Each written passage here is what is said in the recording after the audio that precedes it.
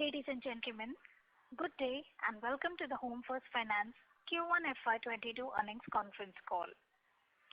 As a reminder, all participant lines will be in the listen-only mode, and there will be an opportunity for you to ask questions after the presentation concludes. Should you need assistance during the conference call, please signal an operator by pressing star then 0 on your touchtone phone. Please note that this conference is being recorded. I now hand the conference over to Mr. Manoj Viswanathan, Managing Director and CEO of Home First Finance. Thank you, and over to you, sir. Thank you. Good afternoon, everyone, and welcome to our financial result discussion call for Q1 FY22. On behalf of the company, I extend a warm welcome to all of you. I hope that all of you and your families are safe and healthy. Today on the call, I'm joined by Ms. Nutan Gaba Patwari, our CFO, Mr. Manish Kayal, and Ms. Vidula Varlikar from our investor relations team. I hope everybody had an opportunity to go through our investor deck and press release. We have also uploaded the Excel version of our fact sheet on our website. I request you to have a look. We will quickly summarize our Q1 results. The first topic is COVID Wave 2. Q1 saw the entry of Wave 2 in our vocabulary. From the middle of April till mid-June, the entire country was reeling under the onslaught of the virus. It started in north and west and then spread to the southern part of the country. However, it was different this time. Health was impacted, but livelihoods and income were protected.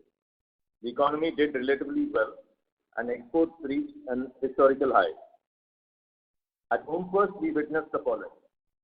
Vaccination has become a critical element of doing business, and we have got 97.3% of our employees vaccinated with their first dose. In fact, the Wave 2 started in mid-April, and collection efficiency was lower in April and May, at 95% and 94% respectively. In June, most parts of the country started returning to normal. Bounce rate that had gone up in May came down, and collection efficiency went up to 97.6%. Business impact was highest in May, with a lesser impact in April and June. Overall, disbursements ended at 67% of Q4 FY21 levels, that is to 305 crores compared to 452 crores. Both business and collections have shown a sharp rebound in July. Bounce rate reduced to 16.1%, which has been the lowest since the start of the pandemic in April last year. Collection efficiency run rates have reached Q4 levels. Originations and disbursements have also reached Q4 levels on the back of strong demand from all our markets. Coming to the Q1 FY22 results, the profit after tax is at 35 crores, a sequential growth of 12.2% on a quarter-on-quarter basis, despite the challenges faced on account of COVID Wave 2. Our AUM stands at 4,294 crores, up by 18.5% year-on-year. Cost to income came down to 32% in Q1 FY22, compared to Q4 level of 38%. Our gross stage 3 is at 1.9% and net stage 3 is at 1.4%, with a 0.6% restructuring. We have provided a moratorium to 208 borrowers for their overdue payments and extended their tenure to accommodate the moratorium. We have selected customers on the basis of their ability to be cured.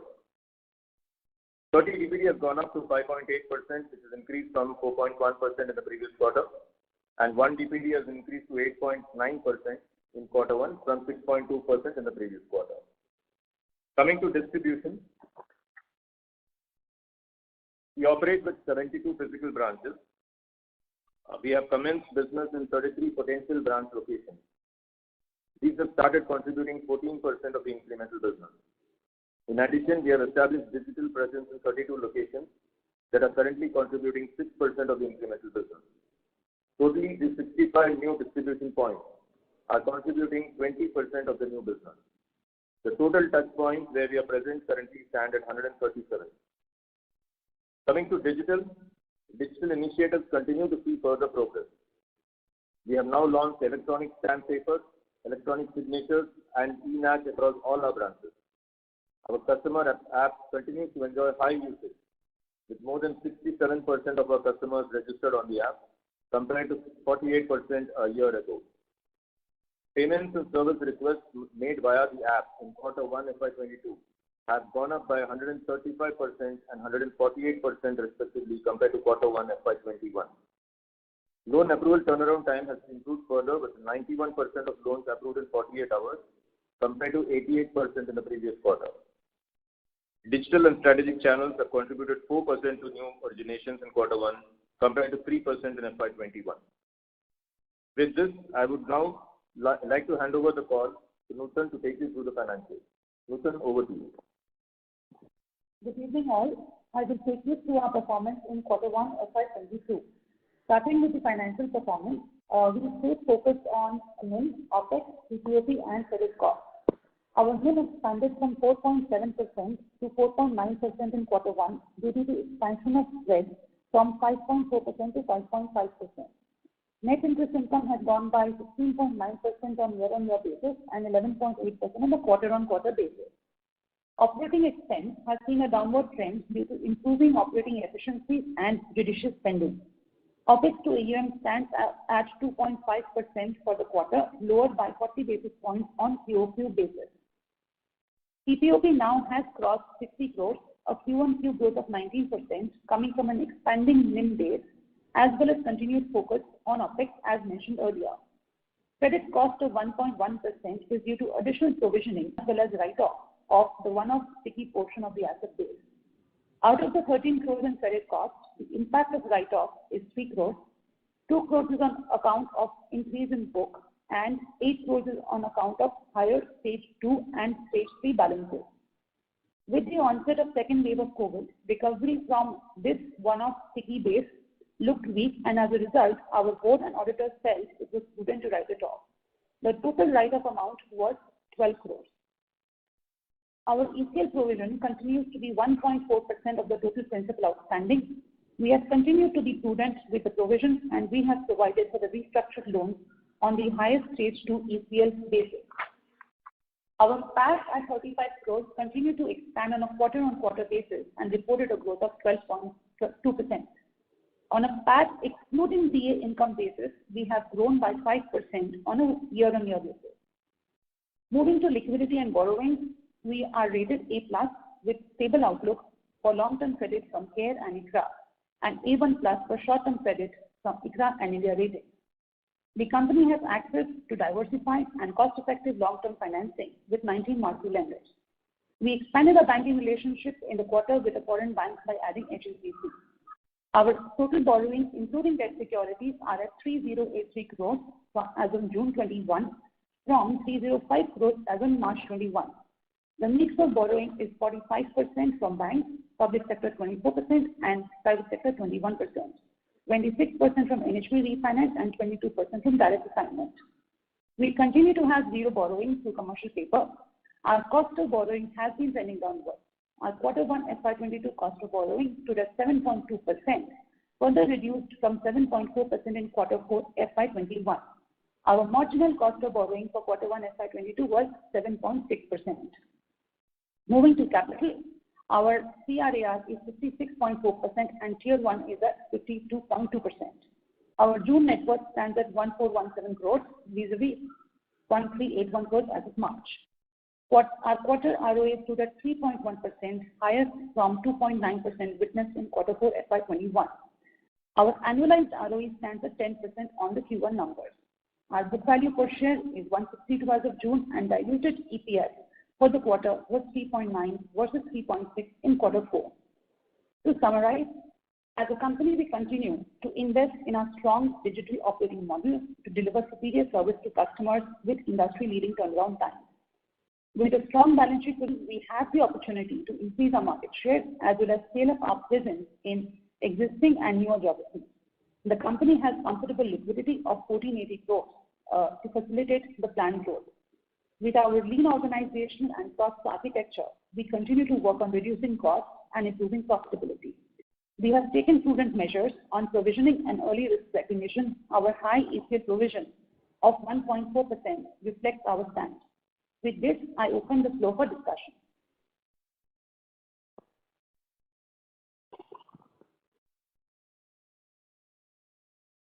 Thank you very much. We will now begin the question and answer section. Anyone who wishes to ask a question may press star and one on the touchtone telephone. If you wish to remove yourself from the question queue, you may press star and two. Participants are requested to use handsets while asking a question. Ladies and gentlemen, we will wait for a moment while the question queue assembles.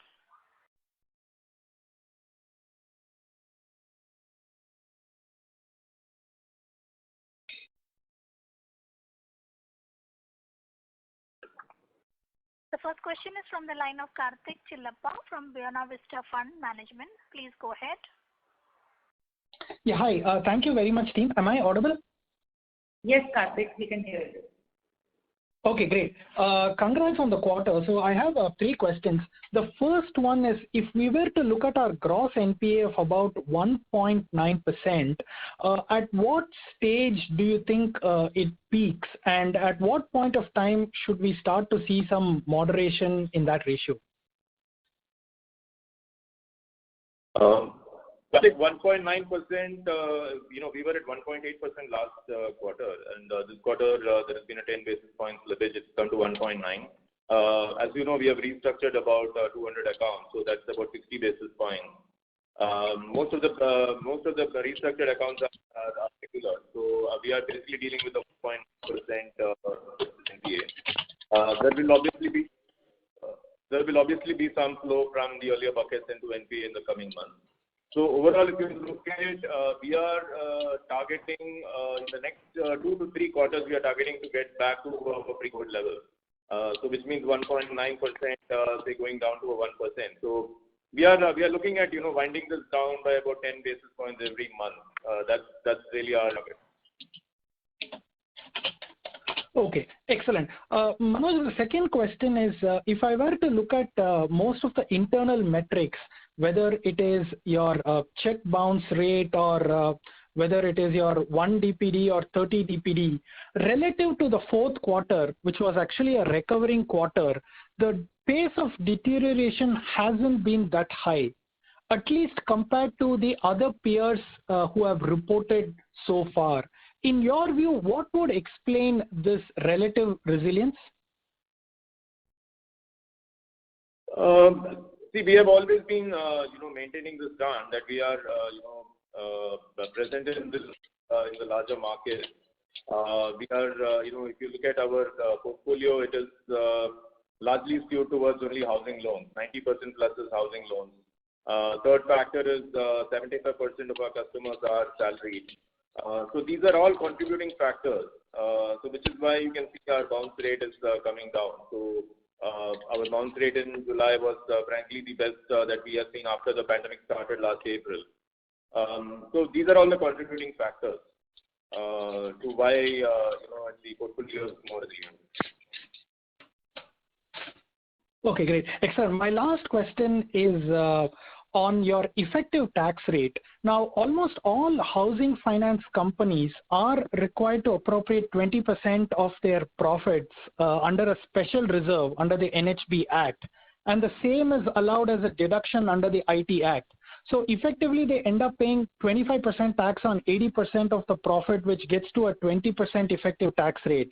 One of your closest peers also reports that kind of an effective tax rate. Why is Home First still having a 25-26% kind of effective tax rate and unable to take advantage of this benefit? So Karthik, we have continued to create a deferred tax liability on the special limit reserve, and that essentially creates the difference. We have started to work on this, and we should be able to come back to you in a quarter's time. Yeah, can we say that over a period of time, our effective tax rate should go towards the normalized 20-21% rate, which should be the case in principle? Can we guide that comfortably, or do you need another quarter or two to confidently say? So we have to work with the auditors, and as you are aware, our auditors are changing. So what we will be able to give you a definite answer. No problem. Thank you very much for this color, Manoj and Nutan. Wish you and the team all the very best. I'll come back in the queue for more questions if any. Thank you. Thank you so much, sir. Thank you. We would like to remind participants that you may press star one to ask a question. The next question is from the line of Apurva Trivedi from Moon Capital. Please go ahead. Yeah, hi, Manoj and Nutan. Thanks for the opportunity. A couple of questions. One on operating expenses. You mentioned, a fairly significant reduction in OpEx to AUM quarter on quarter. Just wanted to understand how much of that was driven by lower disbursements versus, kind of a more sustainable reduction in OpEx. So Apurva, there will be a secular reduction in OpEx, continuously as we keep scaling up and keep optimizing our processes. Particularly for this quarter, there was obviously some impact of the, we can say, lower level of activity. So some limited amount of travel, etc. Because of the second wave of COVID. So that has contributed to the sharp decline. But otherwise, over the next course of few quarters, there should be a gradual decline in operating. Okay, but would you be able to break that, reduction that you saw this quarter into, because I'm assuming some portion of that is due to lower volumes, right? Right. So Apurva, the way to look at it is essentially in two buckets. The amount contributed by the lower disbursement and the amount contributed by, let's say, lower spending on the discretionary side. So probably a 60-40 kind of a ratio is what I think we can attribute right now. Understand. And in terms of originations, I mentioned that July numbers are already in line with fourth quarter levels. Just wanted to get a sense, from here on, do you see those originations accelerating, again, barring a sort of third wave and all those kind of factors? Or do you think in the next few months it will be stable and, you would like to watch the market before it kind of picks up? So origination started coming back sharply in June itself, and July has been even better. So we are seeing a sustained improvement in origination and disbursement going forward. It's across all markets. We are seeing this recovery, and it's fairly sustained. It was not just a spurt immediately after the wave receded. I mean, we are continuously seeing week-on-week improvement in demand and demand origination and disbursement. So we feel confident that this is a sustained recovery which will last the entire year. Okay. And maybe I'll just sneak in one more question. In terms of provisions, I think you gave some color in terms of the number of accounts you've structured and reduction in NP, etc. Maybe just help us understand a little bit how you're thinking about the adequacy of provisions you have and kind of the trajectory for that over the next couple of quarters. So Apurva, if you see our total book of around 3,400 crores of principal outstanding, our provision cover on an overall basis is 1.4%, which has been consistent over the last few quarters. Now, given the kind of recovery we are already seeing with the leading indicators, let's say the bounce rate, also the collections to date, we are very positive, and like Manoj mentioned about a 10 basis points reduction on the overall GNPA, we are feeling very confident. So from that perspective, provisions look reasonable. Coming to the specific point on stage 3, where you see the ECL provision coming off from 36% to 26%, that's because of one of the key assets that I mentioned, and that was the impact on the weighted average contributing to that number. Now that we've taken off and there was a provision already against it, the total number dropped.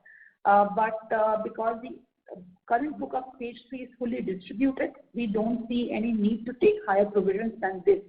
So that's how we are looking at it very soon. All right. Thank you very much. Thank you.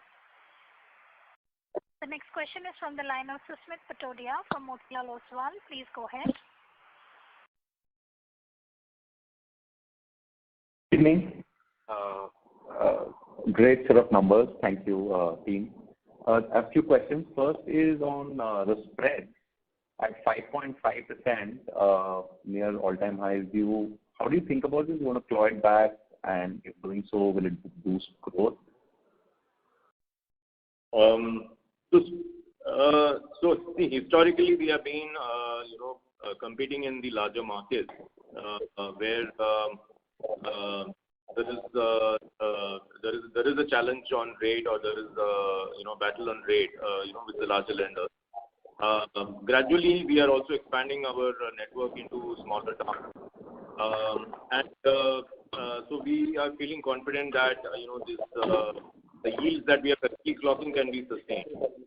But at the same time, we are at a, kind of, let's say, a low point in the interest rate cycle, and the cost of borrowing has been continuously declining, which is why you're seeing kind of all-time high spreads.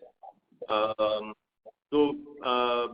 would say confidently that, we can maintain spreads of around 4.75 to 5%. Whether it will stay at 5.5% depends on a lot of other factors. So just on the competition part, whenever we talk to any DSA or any channel partner, everybody's saying that the only thing that the banks are comfortable doing is housing loan right now. So are you seeing any competition pressure, any BT that is happening on your books? There is heightened activity on home loans, and large lenders are also quite active on home loans. But if you see the overall home loan market, including the prime segment, mid segment, there is a recovery across all segments. So the rate war is largely in the prime and mid prime segments in housing loans. When it comes to affordable housing, most of the players in this space, operate in a certain range. And in that sense, there is no, you can say, direct battle or direct war on the pricing in the market. So which is why we are able to maintain those kind of yields.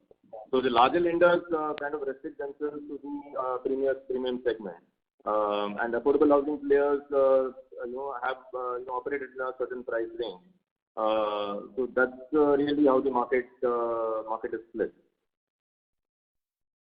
Okay. So you are not having pressure of customers coming back and telling you to reprice. I saw the ad at 0.66%, etc., etc. Those kind of pressure. We do have anecdotal incidents like that.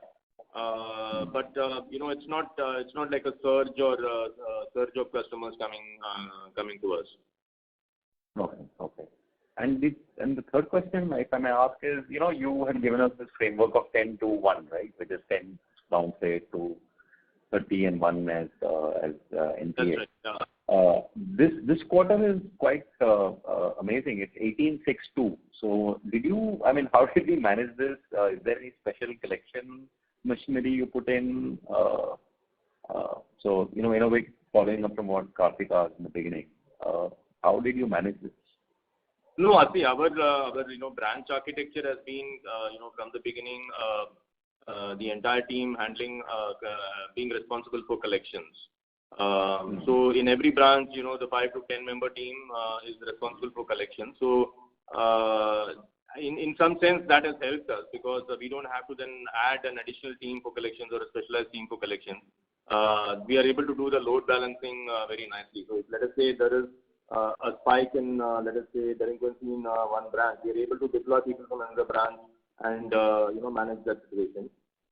So as far as last quarter was concerned, nothing special. I think there was only a temporary spike because of the sudden surge in COVID. So in April and May, some customers who were generally used to making their payments. So if you see our 1+ in March, it was 6.2%.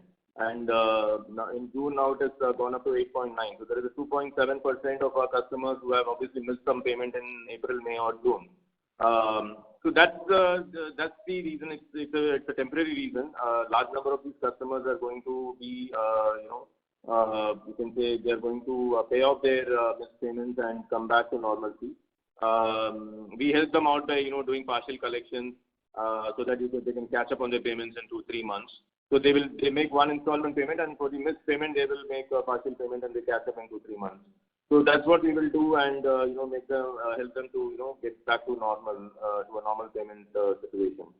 So that's it's just the collection architecture. I mean the branch architecture, the way we have created it, where everybody is responsible for collections, and that helps us to manage these numbers.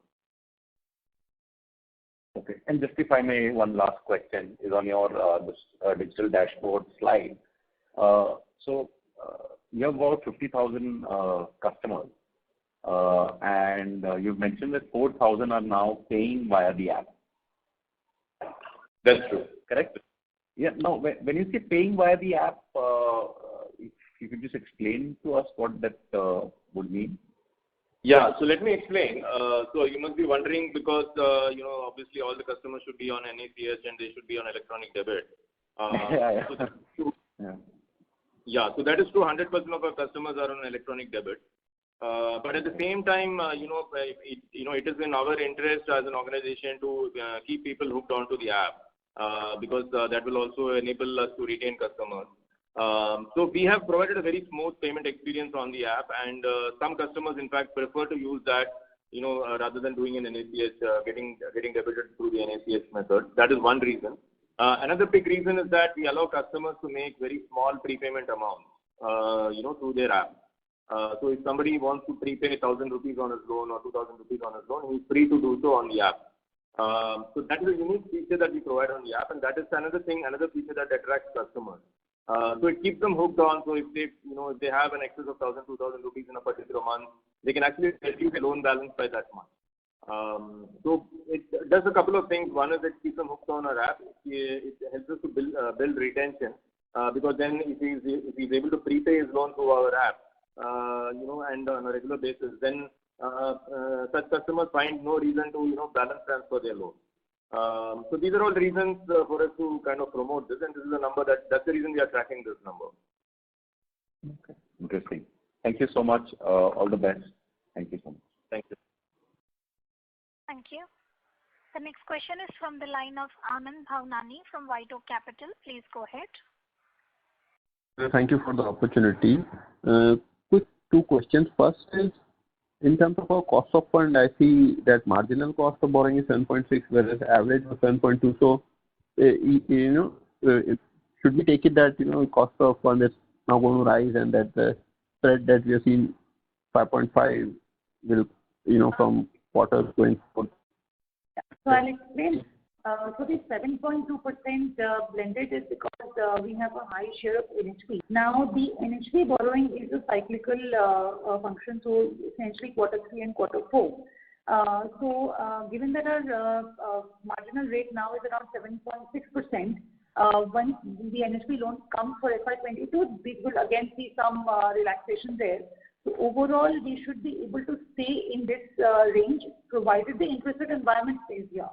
Apart from the interest rate environment, this range of 7.2 to 7.4 is maintainable for at least 1 or 2 quarters. Okay.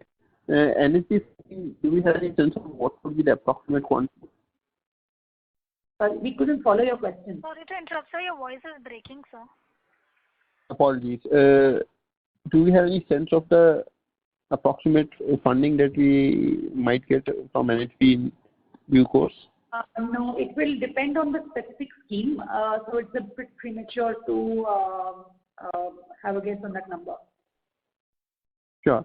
And in terms of securitization, given that there is anemic loan growth in the banking system as a whole, are you seeing better terms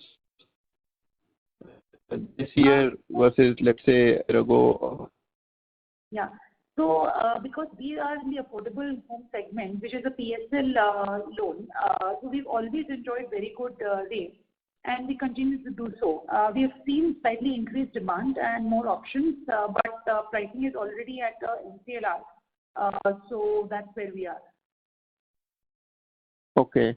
And lastly, in terms of asset quality, it has turned out very, very good for us. And do you see any particular worries that might lead to any deterioration except for wave 3? Are you confident of maintaining this asset quality going forward from here on? Yeah, in our case, frankly, wave 2 was milder than wave 1.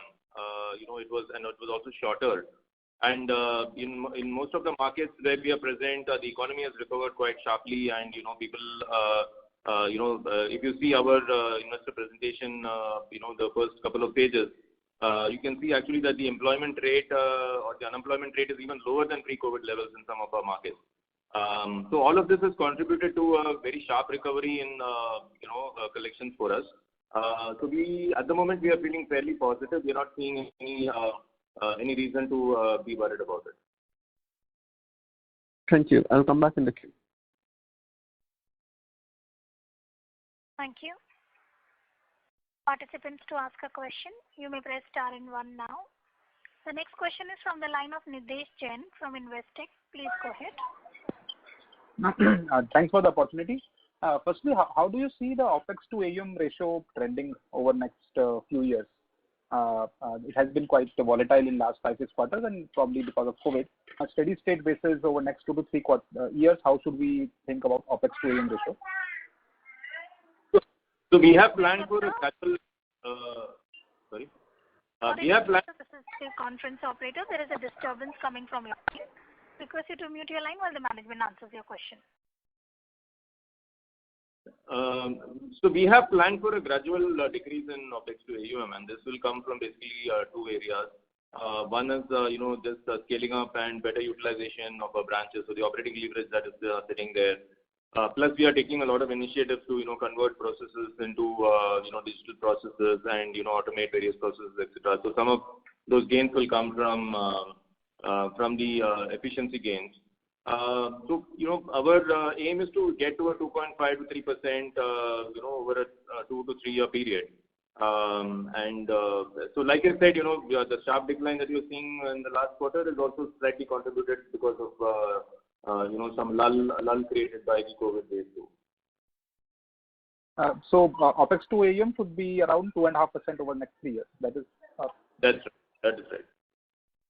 Secondly, what we have seen that some of the affordable housing finance companies are selling a lot of insurance products, and they earn a significant amount of fee income. In some cases, fee income is almost 1%, 1.5% of the disbursement amount that they earn just on the insurance product. But what I see in your P&L that there is no significant fee income that we are earning. So how do we think about that strategy? So we basically sell only one insurance product, which is the credit life cover, and that is basically to protect our customers from in case of an event, and that product income attached to it. So what we basically earn on that product is basically the insurance premium that we finance. So whatever is the interest earning on that portion, that is what we earn on it. But why are we not getting any commission on that? I think other companies get a decent amount of commission. On the credit life product, IRDA does not allow commission. Okay. Sure. And lastly, on the asset quality, as you mentioned that every quarter we should expect 30 basis point reduction in GNPA. What should be the credit cost that we should factor in for the full year? So the pre-COVID level credit cost has been in the region of 40 basis points. This year likely to be slightly higher because the COVID impact is still not fully played out.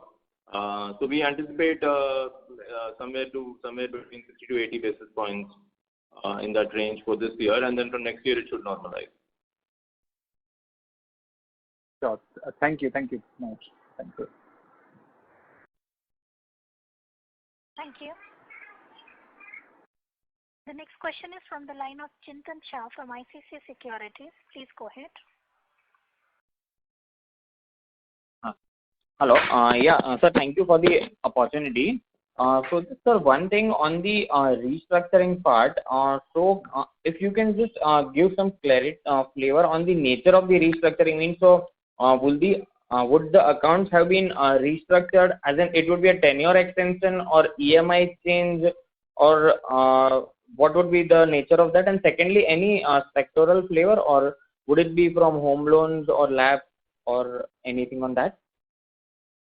Yeah, see, 90% plus of our book is home loans itself. So a majority of the restructuring is also, the restructuring also is in similar ratio, kind of 90-10 or 85-15 skewed between housing finance and LAP. And the way we have given the restructuring is, it's pretty uniform across all the customers. Whatever was the number of installments that they had pending, we have basically given them a moratorium for that, and we have extended their tenure to accommodate the moratorium.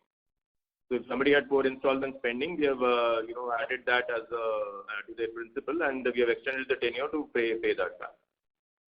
Okay. And so, sir, the interest component for that 6 months, for example, if the restructuring is for 6 months, so interest also would be charged on that 6 months, right? That's right. So interest will be charged. So that is the portion that we have added to the principal to extend the loan. Okay. And sir, one thing on the liquidity part, so we are currently having a liquidity of means around 1,500 crores. So would we be maintaining this much liquidity, or would that liquidity buffer go down with as the COVID pandemic goes away? Yeah. If for the liquidity, around 1,000 crores is on the balance sheet and 480 crores is undrawn line. So over the next 2 to 3 quarters, we will want to bring it down to somewhere around 500 crores as a first target. Okay. And so how much will that impact on our margins? Any rough estimate? Almost 25 basis points in that range. Okay, got it. And yeah, one last thing on this digital branch sourcing. So I suppose for the digital branches, so how is the sourcing done for the digital branches? That was my question. Since we don't have any manpower employed at any of our physical offices, so is the sourcing also completely online via connectors, or what will be the sourcing mix? Any rough estimate on that? Yeah, sourcing mix for digital branches is fairly similar to the other branches. So, the way we operate digital branches is basically these are outreach locations where our relationship managers visit from the nearest physical branch. The origination methods are similar to our normal branches. So there is digital sourcing, there's connectors, there is local marketing that we do, etc. As happens in this branches, the connectors basically feed in the lead on their app, and it comes to us. It basically comes to us digitally, and then a relationship manager takes on from that point, meets the customer, and takes it forward. So whatever be the channel, the relationship manager basically picks up the lead, and then he visits that market and meets the customer and takes the lead forward. The digital part actually plays out more from the post disbursal point. Prior to disbursal, there's an agreement that needs to be signed. So we have started the e-agreement process. So we will send a link to the customer. We counsel him from the nearest branch through a video channel, and the customer can then use his Aadhaar, Aadhaar number to sign the agreement.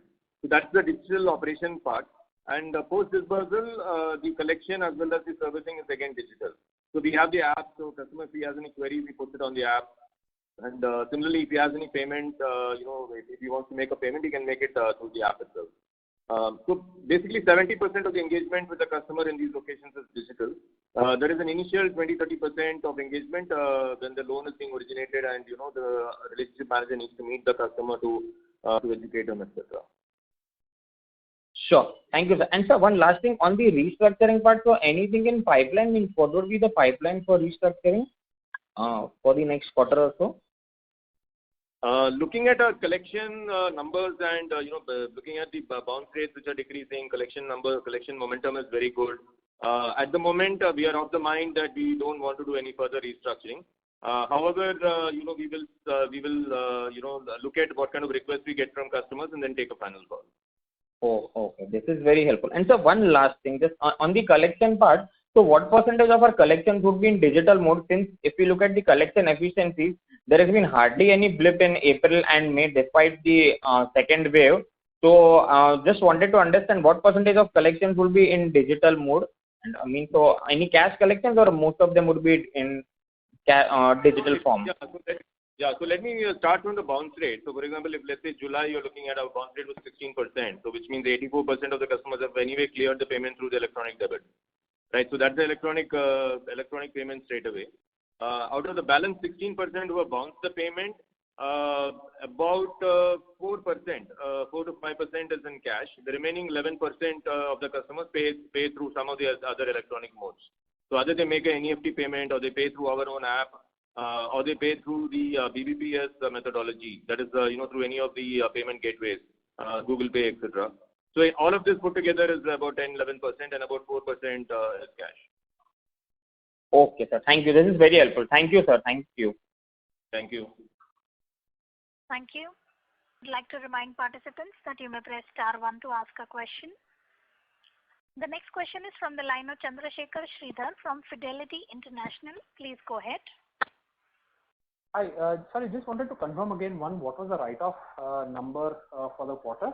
And I think you said it was some large related to some large accounts. So just some clarity on that, question one. The second was, you're still carrying some levels, fairly reasonably high levels of liquidity on the balance sheet, and just your thoughts on how does it sort of run off, or do you continue to keep this liquidity on the balance sheet? And just the third is, where are we just in the whole process of getting to about 180 odd crores of monthly disbursements? In the last quarter, it was close to about 150 odd crores. I'm trying to understand, are we on track to get to 180 crores sort of for the remainder of the year? Sure, Chandra. I'll take the first two. So on the write-off, Chandra, the write-off impact on the P&L is around 3 crores. The total value of the loan which is written off is around 12 crores. So essentially, we were already carrying a 9 crore provision against the same. So that I think addresses the first one. On the liquidity, so it's not. I think he asked whether it is any large account. So it is not any large account. It is basically retail account only.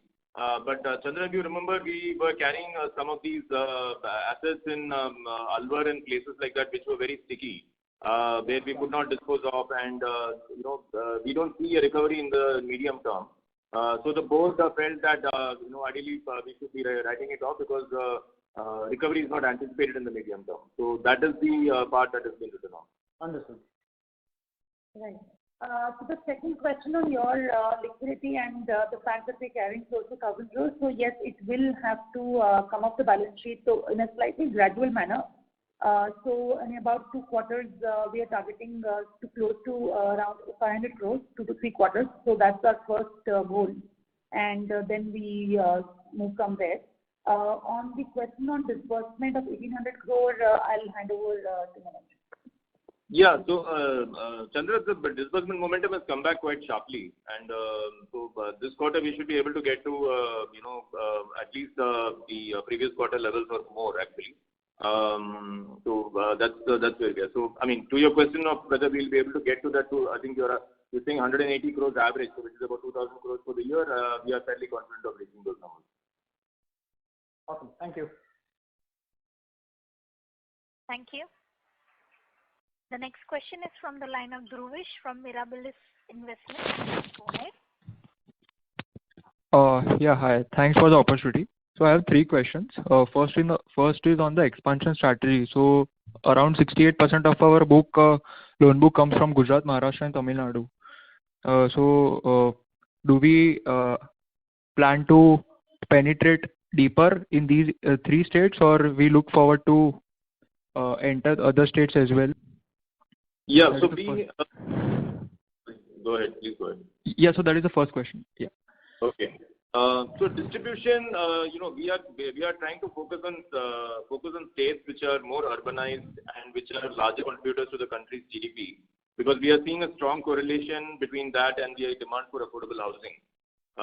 So you can see that we are fairly strong in Gujarat and to some extent in Maharashtra. We started our expansion in South about 2 years ago, and South has also now started contributing about 30% of our business. So our expansion is focused on 6 states: Gujarat, Maharashtra, Andhra, Telangana, and Tamil Nadu. So these 6 states are on the core of our expansion strategy. And in states like Chhattisgarh, Madhya Pradesh, Rajasthan, and UP, it is more, you can say, opportunistic. So we are in specific pockets, of opportunity, and we are expanding there. Whereas in the other 6 states that I mentioned.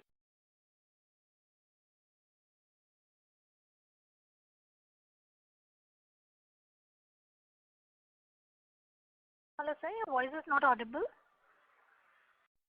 Hello.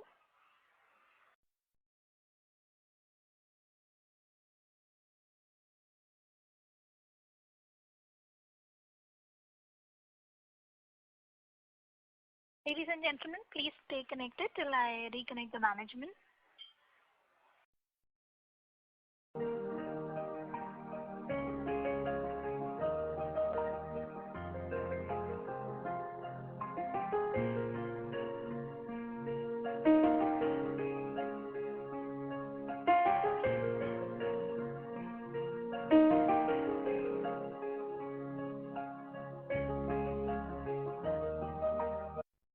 Ladies and gentlemen, we have the management line reconnected to the call.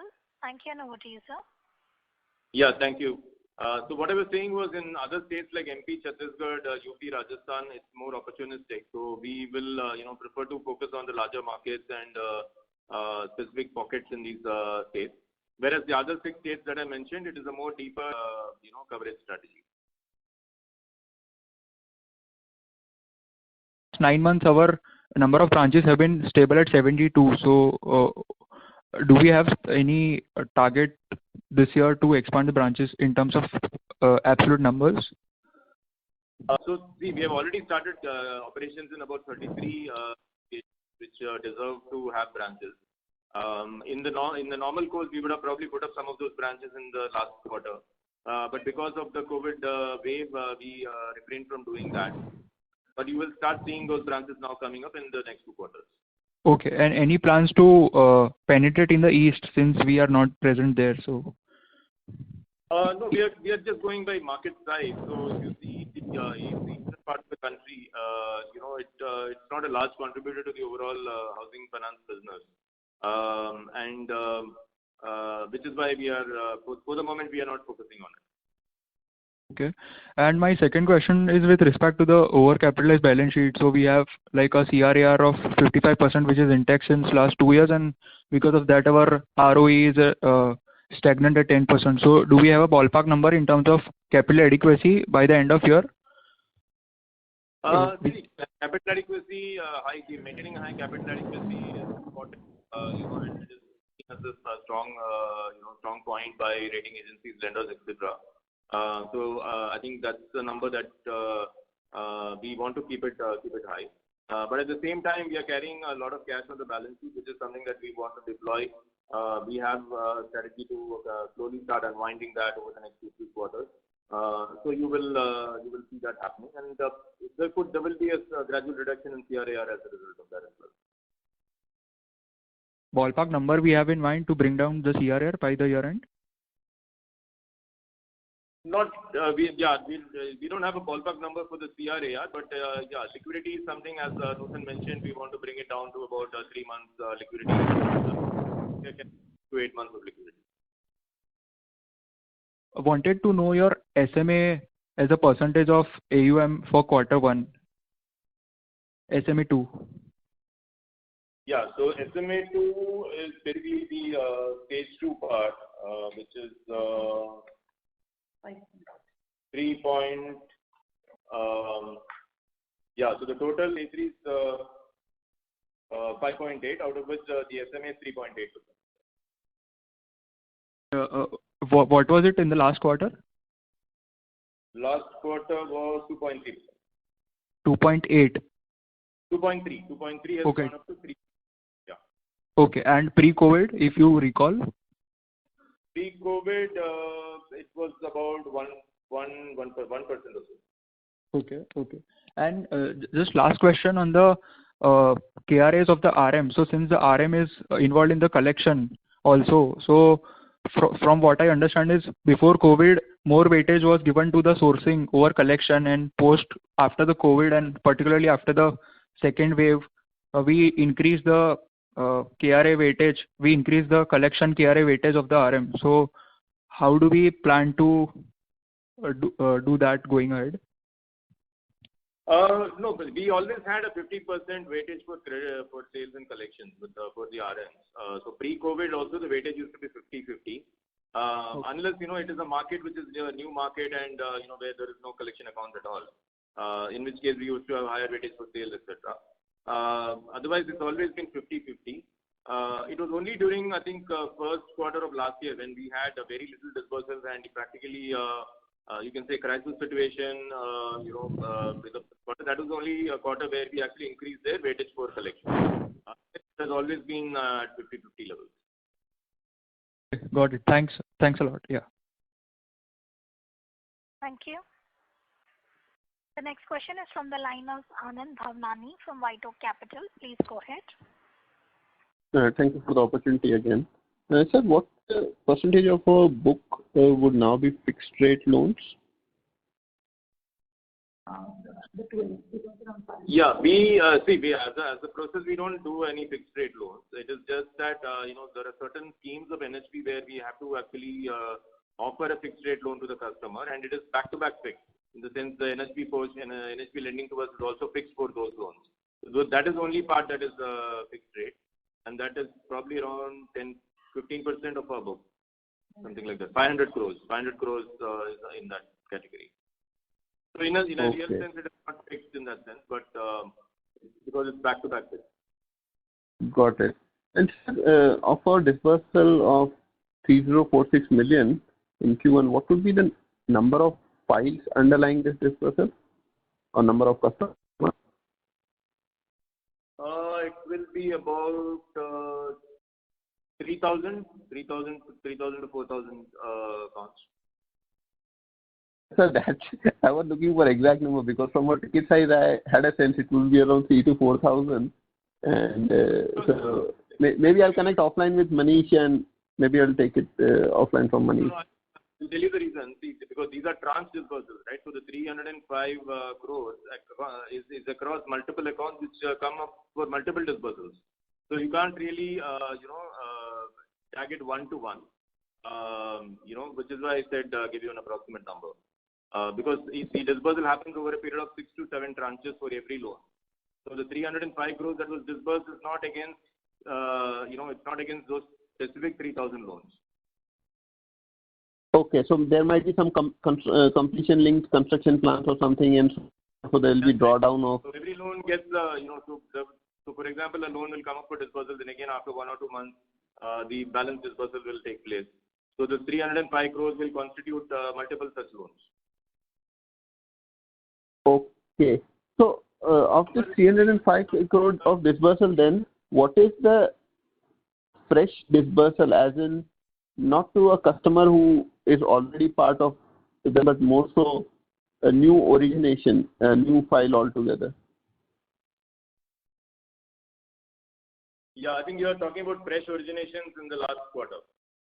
Yeah, exactly. Yeah, so that is about 4,350 crores. Yeah, 350 crores. That is 350 crores. Okay, got it. 350 crores, talking about 3,000 cases. Got it. Yeah. So that's what I was actually looking for. 3,000 cases, 350. So, and sir, what percentage of the disbursement that we did, 3046 million, would be any top-ups to existing customers? Total top-ups in the last quarter was 5 crores. Okay, 50 million. Okay, got it. Thank you, sir.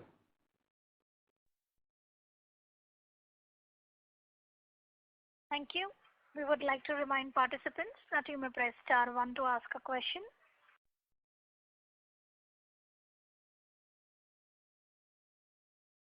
As there are no further questions, I would now like to hand the conference over to Mr. Manoj Viswanathan for closing comments. Yeah, thank you. Thank you everyone for joining us on the call. I hope we have been able to answer all your queries. In case you require any further details, you may get in contact with Manish Kayal, who heads the investor relations function for us, or you can get in touch with Orient Capital, our external investor relations advisor. Thank you so much. Thank you. On behalf of Home First Finance, that concludes this conference. Thank you for joining us, and you may now disconnect your lines.